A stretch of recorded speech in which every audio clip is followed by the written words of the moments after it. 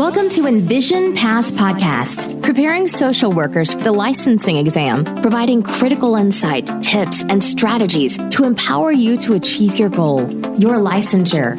Please welcome your host, Tanisha Delf.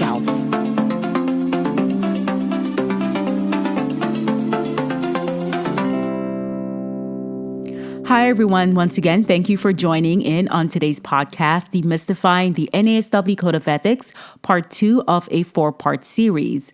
In this podcast, we will be reviewing social workers' ethical responsibilities to clients. And I must say that this section is so extensive that we decided to divide it into 2 parts, Part A and B. I will be reviewing Part A, and Abraham Mora will be reviewing Part B. Now, I'm really excited to continue this series as I believe that familiarizing yourself with the Code of Ethics can bring you closer to passing the ASWB exam. I will pass. I am prepared. I will never give up. Visualize your future with your license. Now, let's first begin by reviewing Standard 1.01, Commitment to Clients. Social workers' primary responsibility is to promote the well-being of clients. In general, clients' interests are primary. However, social workers' responsibility to the larger society or specific legal obligations may on limited occasions supersede the loyalty owed clients, and clients should be so advised. Examples include when a social worker is required by law to report that a client has abused a child or has threatened to harm self or others. So during the engagement stage of the helping process, we establish relationship with our clients, right, to build trust and so that they can feel safe to open up to us. But there are times when we may encounter conflict between clients' interests and social workers' responsibility to the larger society, or to even uphold specific legal requirements. So let's just say if the client tells you or begs you to not disclose, for instance, harm done to a vulnerable individual, such as a child, elderly, or gravely disabled persons, we have an obligation to protect those individuals. And this is why, from the outset of treatment, social workers must inform the clients of the exceptions to confidentiality, which we will further discuss later on. Now let's move on to Standard 1.02, Self-Determination. Social workers respect and promote the rights of clients to self-determination and assist clients in their efforts to identify and clarify their goals. Social workers may limit clients' rights to self-determination when, in the social worker's professional judgment, clients' actions or potential actions pose a serious, foreseeable, and imminent risk to themselves or others. So what this is basically stating is respecting our clients' rights to make their own decisions and the right to refuse treatment or even medication. Now, I want you to keep in mind that not every client is capable of making independent choices. And as stated, autonomy is usually limited only when the client, let's just say, for example, is actually threatening suicide or harm to others. So the client may protest about being hospitalized, but in this situation, we have to consider the safety of the client and of the society at large. So as long as the client is capable of making informed choices, we have the duty to respect their autonomy. So another thing to keep in mind is that we can't force our clients to take medication or to not live on the streets if they don't want to, or we can't tell our clients to divorce their spouse or leave their partner. When we do this, we're basically misjudging the power our clients have by telling them what to do. So we must respect our client's decision as long as they're capable of making informed choices. I think another interesting yet complicating thing to think about, Abraham, when it comes to self-determination is a client's cultural values, as it may not emphasize autonomy as Western culture do. And this is why it's best to consider a client's culture when answering questions, as some culture may need input from the family, elders, or religious leaders before agreeing to any form of treatment.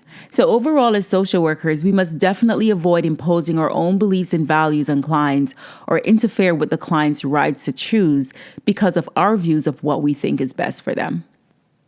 Now let's review Standard 1.03, Informed Consent. A. Social workers should provide services to clients only in the context of a professional relationship based, when appropriate, on valid informed consent.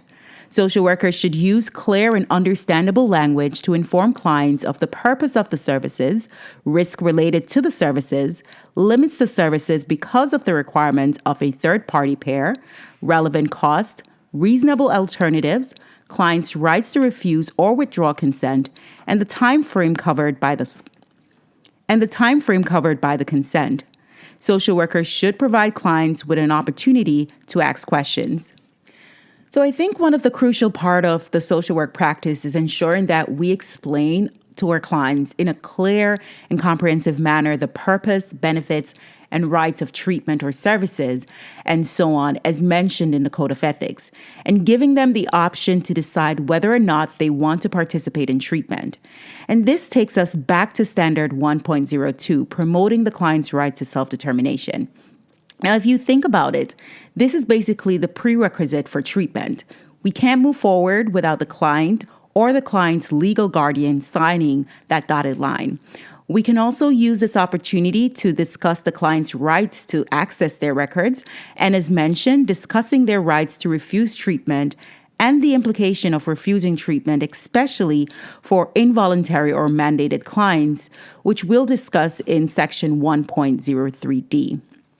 Now, keep in mind that this process of informed consent does not just occur in one session. This is ongoing as changes can be made to either the agreement of the client. The client may switch from individual to couples therapy and so on.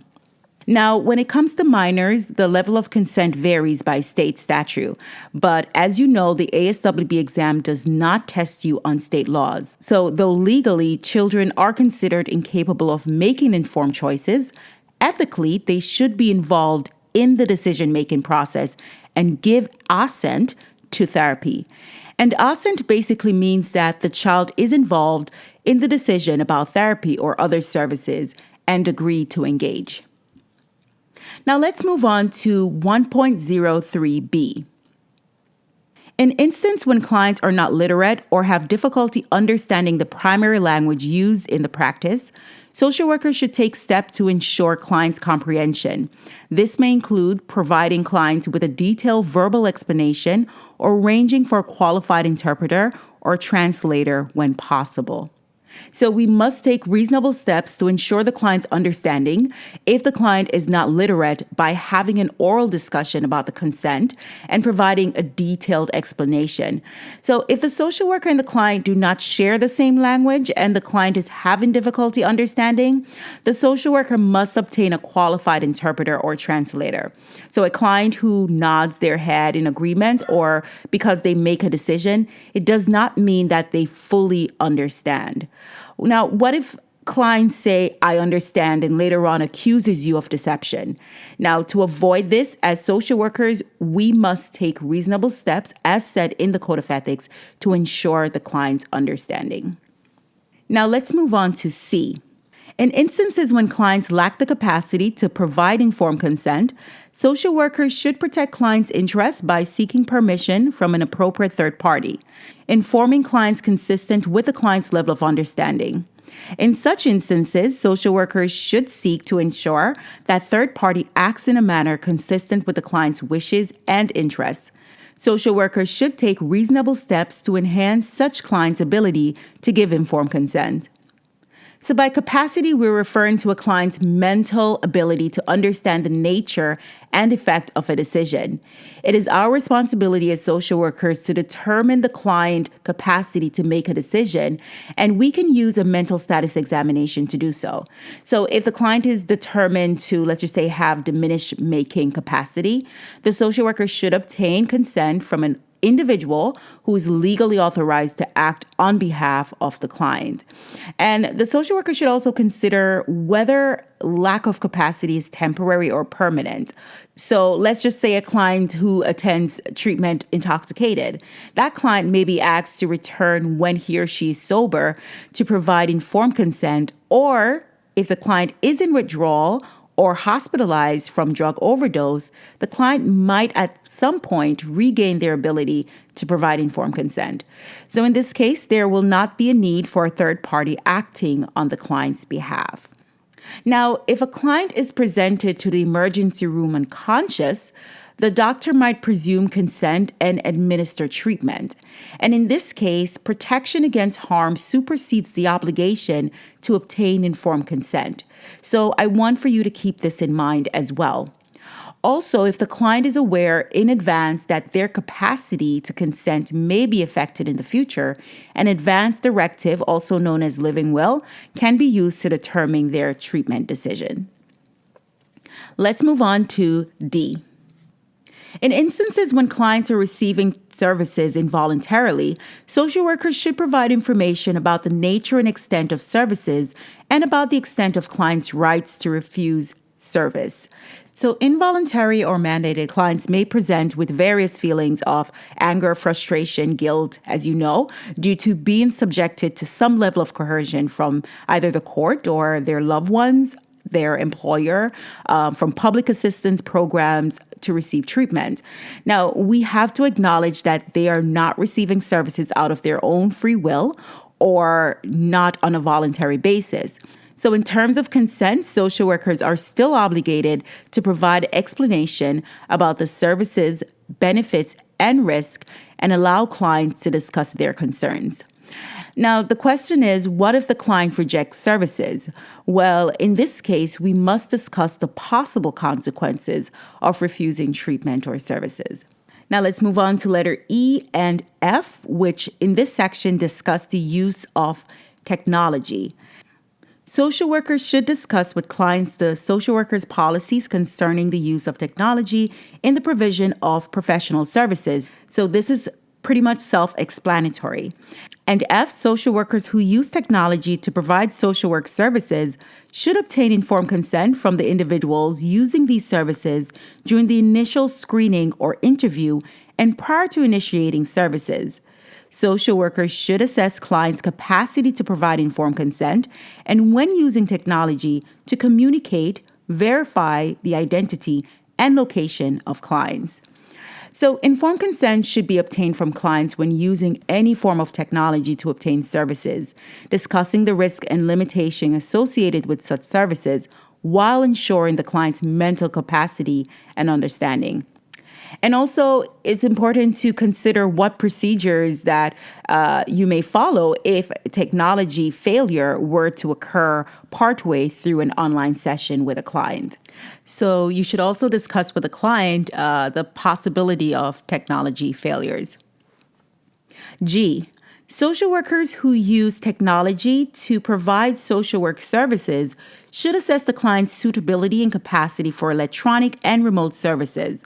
Social workers should consider the client's intellectual, emotional, and physical ability to use technology to receive services and the client's ability to understand potential benefits, risk, and limitation of such services. If clients do not wish to use services provided through technology, social workers should help them identify alternate methods of services. So we know that young children and adults who suffer from serious mental illness or elderly who suffer from dementia are unable to provide informed consent. Therefore, we must assess the client's ability to reason and make informed choices. Now, I agree that it may be difficult to know if a client is fully capable of providing consent, or if the client fully understands the informed consent when services is provided online compared to when we meet them in person. However, it is our obligation to ensure that clients are mentally capable of providing consent, assessing their intellectual, emotional, and physical ability to use technology before providing therapy or any form of services. Now let's move on to letter H.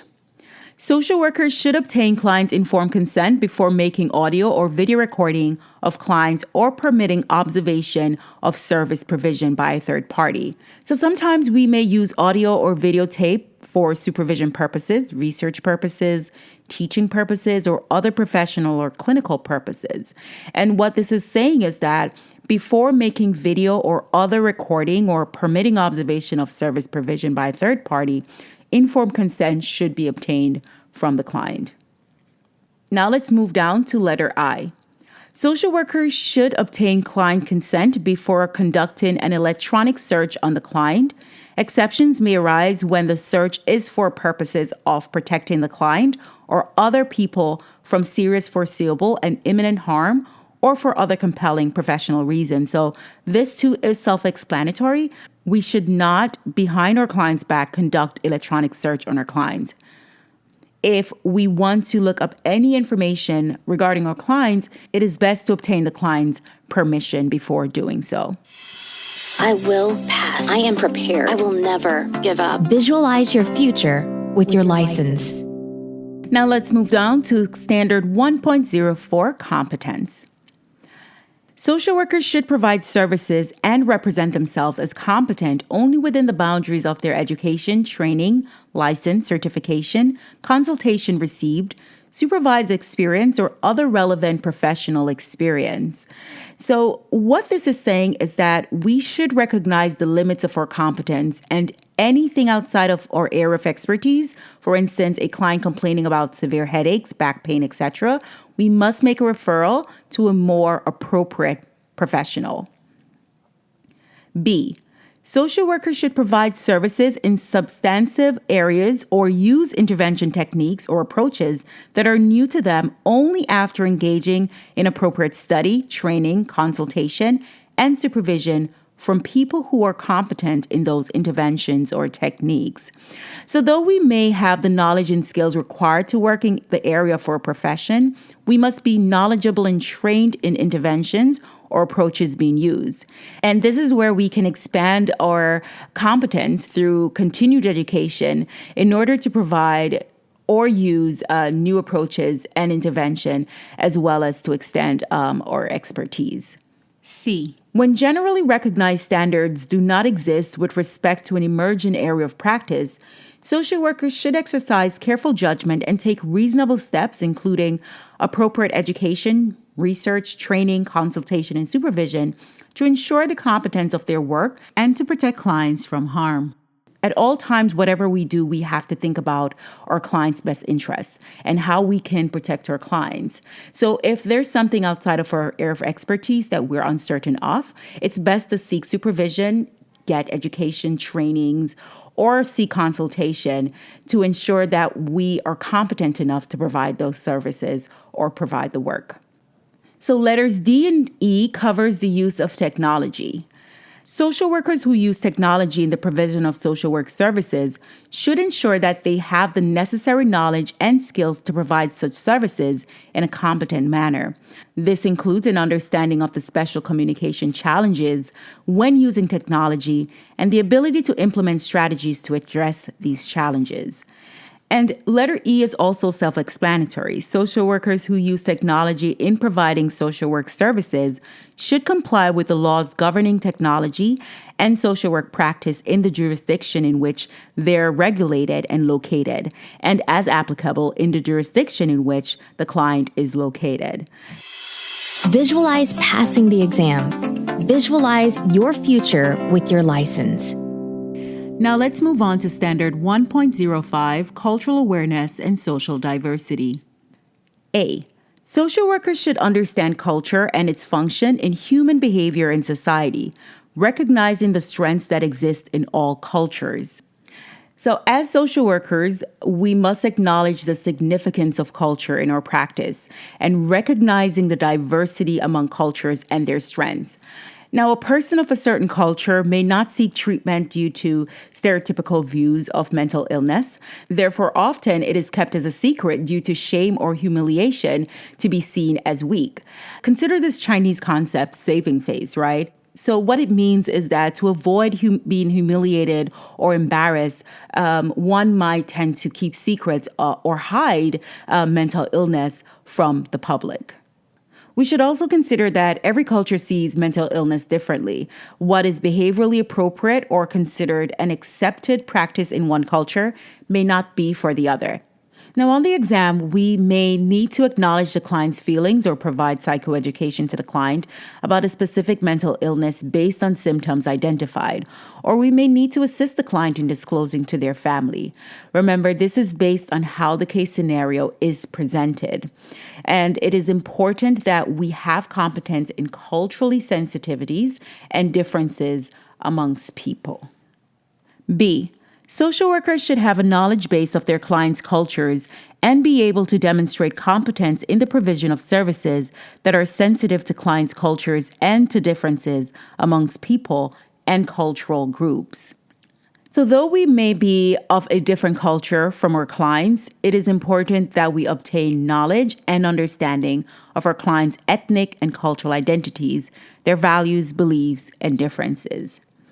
And C, social workers should obtain education about and seek to understand the nature of social diversity and oppression with respect to race, ethnicity, national origin, color, sex, sexual orientation, gender identity or expression, age, marital status, political belief, religion, immigration status, and mental or physical ability. So this standard is suggesting for social workers to obtain education that is related to various forms of diversity, such as religion, sexual orientation, culture, gender, and so on. And this might seem a lot to know, but that is why ongoing trainings are so important. And D, social workers who provide electronic social work services should be aware of cultural and socioeconomic differences among clients and how they may use electronic technology. Social workers should assess cultural, environmental, economic, mental, or physical ability, linguistic, and other issues that may affect the delivery or use of these services. If we're using this mode of communication to provide services, we have to consider clients' cultural and socioeconomic differences. Consider if the client is capable of using a computer or having the appropriate phone for video sessions, and so on. Always keep these things in mind when deciding to use technology. I will pass. I am prepared. I will never give up. Visualize your future with your license. Now let's move on to Standard 1.06, Conflicts of Interest. Now, I won't be reviewing this section in its entirety, but I will give an overall review of this entire section from A to H. Now, without a doubt, there is potential for conflicts of interest that may affect the ability of social workers to exercise professional discretion and unbiased judgment. This section specifically cautions social workers against entering dual relationships or any situation where conflict of interest arise. So as social workers, we have a responsibility to ensure that our clients' best interests remain a priority at all times, which is why it is best to assess for any potential conflict of interest from when we first engage with our clients. Of course, we cannot predict future conflict of interest, but we can make the effort to avoid it once we become aware of it. Now, there are also cases that social workers would need to refer where it is not possible to manage the conflict of interest. And seeking supervision is also helpful when conflict of interest arise and you're not certain as far as how to handle that situation. In cases where dual relationship is unavoidable, we must set clear and appropriate boundaries. So, for example, social workers who practice in rural or small communities or with specific cultural groups, there are potential for conflict of interest there. I also want you to consider cases where social workers play two separate roles, such as if a couple decides to get a divorce and is called to testify in court.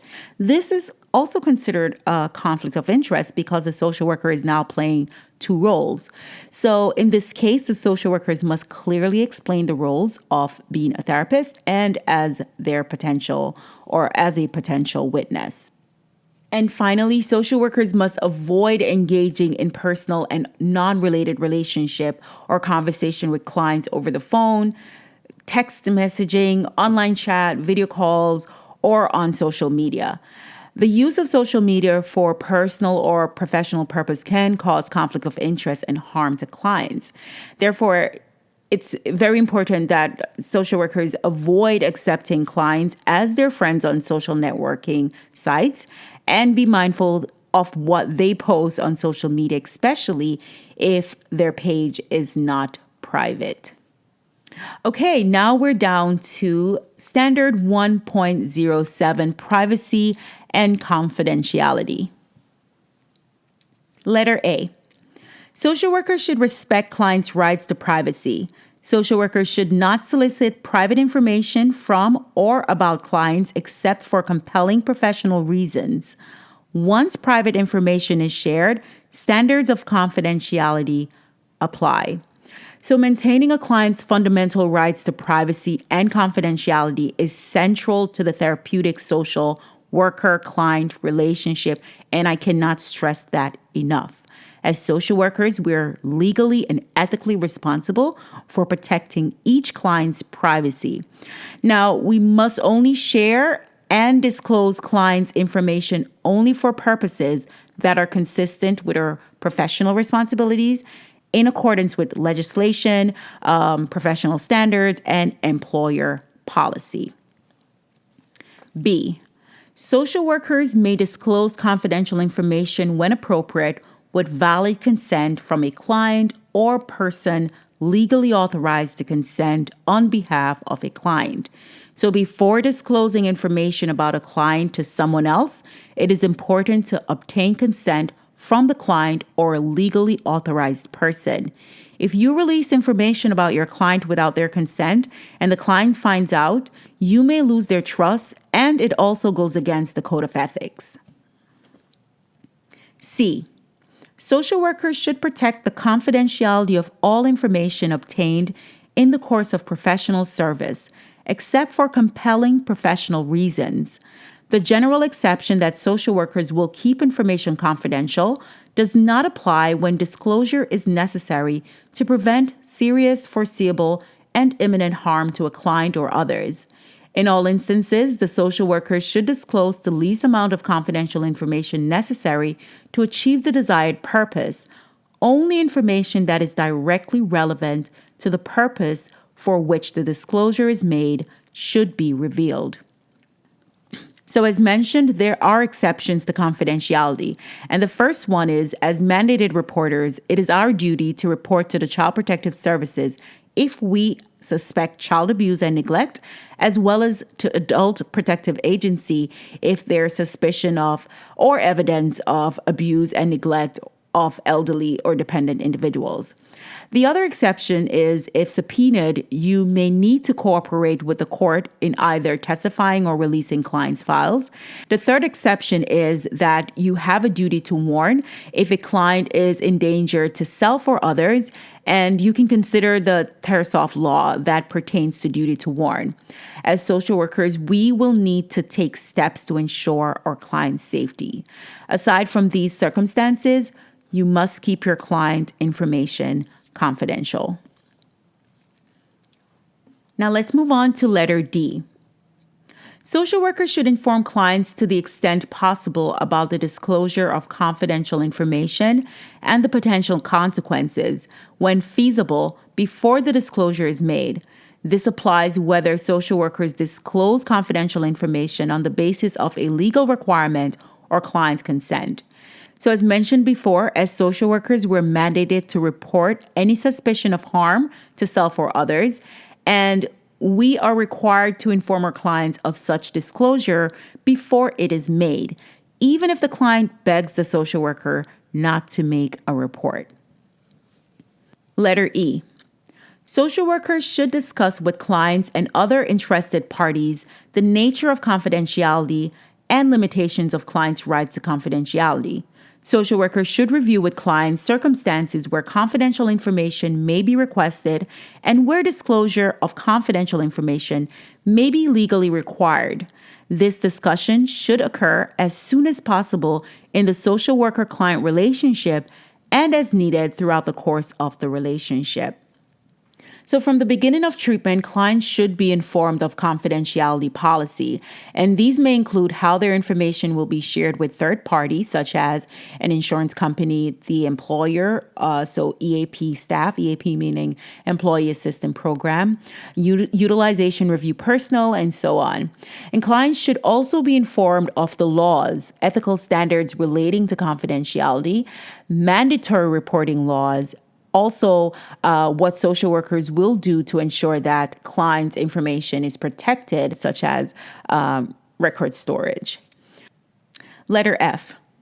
When social workers provide counseling services to clients, couples, or groups, social workers should seek agreement among the parties involved concerning each individual's rights to confidentiality and obligation to preserve the confidentiality of information shared by others.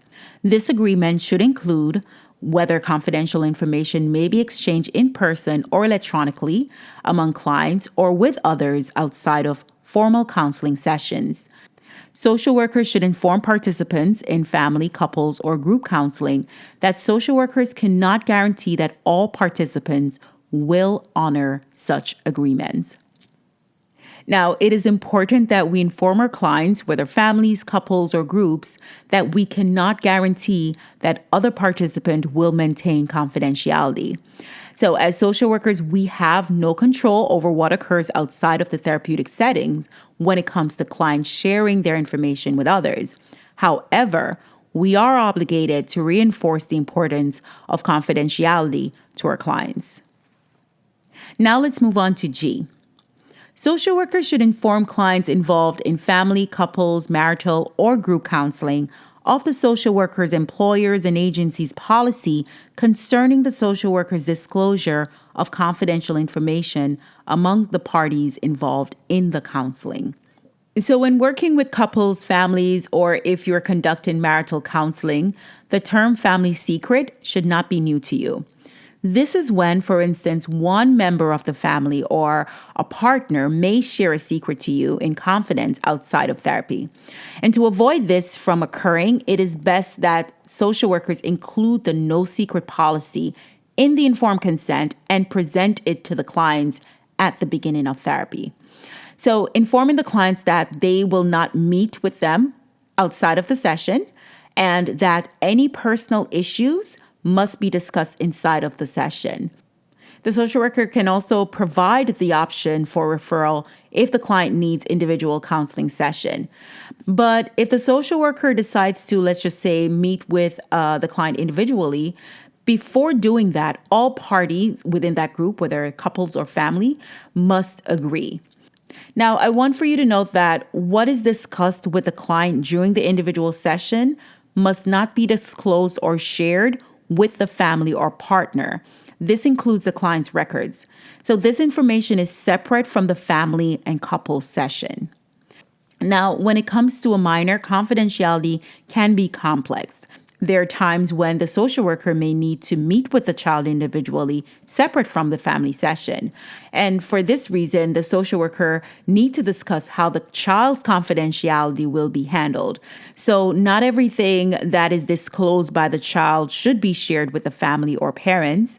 Of course, with the exceptions such as if the child discloses about hurting themselves or others. Now, keep in mind that parents, including those that have legal custody of their child, do have rights to access their child's records. Unless the child is emancipated or under the law considered a mature minor, or if the social worker believes that accessing the child's records can pose harm, the social worker can refuse to provide the child's record to the parents or legal guardian.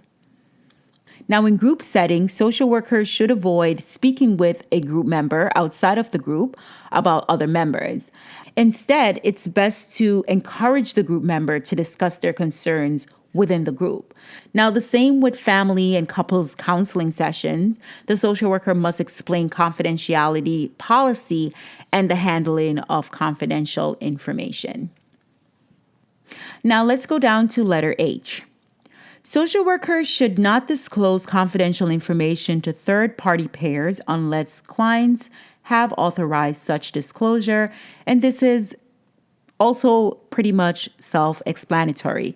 Before disclosing clients' information, social workers must obtain the client's consent and discuss the purpose of disclosing their information. So, for instance, in the case of the insurance company, information may be required to determine the client's eligibility. So when you're obtaining client's consent for a third party, such as an insurance company, it is best to inform the client of the reason for that disclosure, which it could be the fact that it is required to determine their eligibility. Letter I is also self-explanatory. Social workers should not discuss confidential information electronically or in person in any setting unless privacy can be ensured. Social workers should not discuss confidential information in public or semi-public areas such as hallways, waiting rooms, elevators, and restaurants. So avoid disclosing information in any public area. J. Social workers should protect the confidentiality of clients during legal proceedings to the extent permitted by law. When a court of law or other legally authorized body orders social workers to disclose confidential or privileged information without a client's consent, and such disclosure could cause harm to the client, social workers should request that the court withdraw the order or limit the order as narrowly as possible, or maintain the records under seal, unavailable for public inspection. So there are times when social workers may be asked to disclose information during legal proceedings, right? Whether due to divorce proceeding, custody dispute, criminal cases, malpractice cases, and so on. And in these cases, the social worker should attempt to protect the client's confidentiality. Now, if a subpoena is received, the social worker must not ignore it. Instead, the social worker should enforce the client's privilege to protect the client's information. Now, the client has the right to waive the privilege if they desire their information to be disclosed. Now, what if the client does not want to give consent, or if the social worker believes that the subpoena is inappropriate? In this case, the social worker can advise the client to have his or her attorney file a motion to quash the subpoena. Now, with the client's written consent, the social worker can speak to the client's attorney, describe the content of the record that has been subpoenaed, and also share reasons for protecting the record. So, for example, a reason could be the information is irrelevant to the proceedings, or the information is protected as privileged communication, etc. And as mentioned in the Code of Ethics, the social worker may also request to limit the disclosure to only specific information or maintain the records under seal, unavailable for public inspection. Thank you so much for your time. Now tune in for Part B, where Abraham Mora will continue this section of social workers' ethical responsibilities to clients. Thank you for listening to the Envision Pass podcast with Tanisha Delph, the podcast designed to assist you through your journey towards passing the licensing exam.